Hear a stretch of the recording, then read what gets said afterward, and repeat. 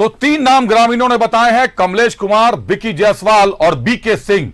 ये 3 वो लोग हैं जो लोग कांके से चामा के इलाके में जमीन पर कब्जा कर रहे हैं। इनमें से विकी जायसवाल को जिला प्रशासन ने जिला बदर किया है जमीन के धंधे में। कमलेश परिडी का एक्शन है, बीके सिंह की तलाश है। बीके सिंह कौन है और दिल्ली में बैठा वो सफेदपोश कौन है जिसकी पहले भी तलाश थी जांच एजेंसियों को, और एक बार फिर उसकी तलाश तेज होगी क्योंकि इस पूरे कर्ता धर्ता के पीछे सूत्रधार वही आदमी है। साथ ही साथ वो कौन पुलिस पदाधिकारी है जिन्होंने पुलिस हाउसिंग कॉलोनी के नाम से बन रही जमीन पर कब्जा किया, जमीन खरीदी, आदिवासी और भूइंहरी जमीन की खरीदगी की गई। वो कौन सफेदपोश पुलिस वाला है जिसने खाकी वर्दी पहनकर जमीन की खरीद बेच करने का काम किया था। कई सवाल है, सवालों का जवाब अब ईडी को तलाशने हैं। ईडी की टीम वहां तक पहुंच गई है।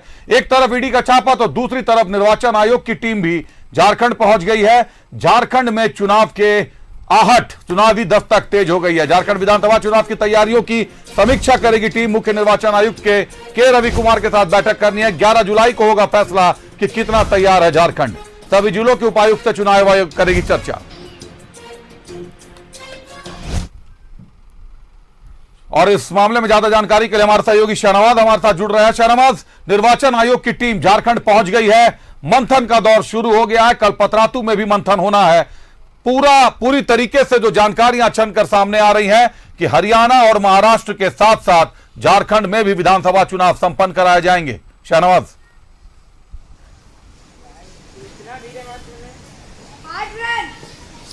देखिए, चुनाव आयोग की टीम को 5 बजे का शेड्यूल टाइम है। एयरपोर्ट पे वो टीम पहुंच जाएगी किसी भी क्षण, और वो टीम पहुंचेगी और सीधे सीधे वो पतरातू ले जाई जाएगी। पतरातू में जो गेस्ट हाउस बना है पर्यटन विभाग का, बहुत ही शानदार है, वहीं वो लोग ठहरेंगे। और आज शाम में ही निर्वाचन मंत्रिमंडल निर्वाचन विभाग जो झारखंड का है, जो निर्वाचन आयोग का ही एक पार्ट है काम करने का, स्टेट लेवल का ये कार्यालय है, वो के रवि कुमार जिसके सीईओ हैं, उनके साथ आज शाम में बैठक होगी। उनके साथ उनके सब काउंटर पार्ट्स होंगे, तमाम अधिकारी होंगे, और जो उन्होंने मतदाता सूची पुनरीक्षण का काम शुरू किया है झारखंड में, उसकी स्थिति क्या है, क्या क्या चीज़ की गई है, क्या क्या चीज़ आगे किया जा रहा है, ये सब कुछ वो चुनाव आयोग के जो 6 सदस्यीय जो टीम है उसके सामने वो अपनी डिटेल्स को रखेंगे।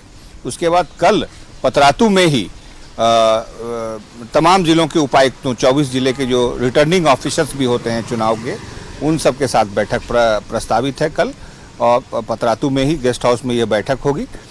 और बैठक में तमाम परिस्थितियों से वो अपने आप को अवगत कराएंगे। चुनाव आयोग की जो रिक्वायरमेंट्स है वो सब चेकलिस्ट के हिसाब से वो साथ में लेकर के आए हैं।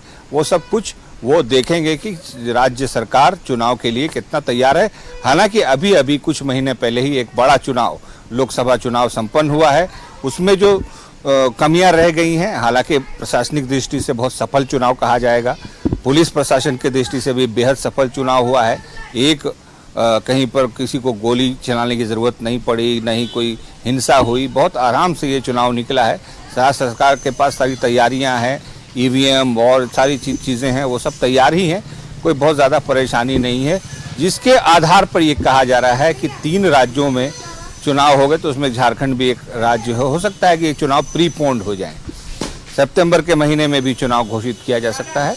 ये सब कुछ चुनाव आयोग पर निर्भर करता है। लेकिन सितंबर का जो महीना है वो बारिश का महीना है, और बारिश में दूर दराज चुनाव में भेजने में हरियाणा की स्थिति कुछ और है, और बिल्कुल शाहनवाज, वक्त की थोड़ी पाबंदी है। शाहनवाज, निश्चित तौर पर कई जानकारियां आपके पास, लेकिन वक्त की थोड़ी सी पाबंदी है हमारे साथ। यह संभव है कि चुनाव जल्दी हो जाए क्योंकि 5 जनवरी 2025 को झारखंड सरकार का कार्यकाल खत्म हो रहा है विधानसभा का, और 6 महीने के भीतर भीतर कभी भी चुनाव कराने की घोषणा करने की निर्वाचन आयोग के पास पूरा अधिकार है इसका। बहुत धन्यवाद शाहनवाज हमारे साथ जुड़ने के लिए, तमाम जानकारियों के लिए।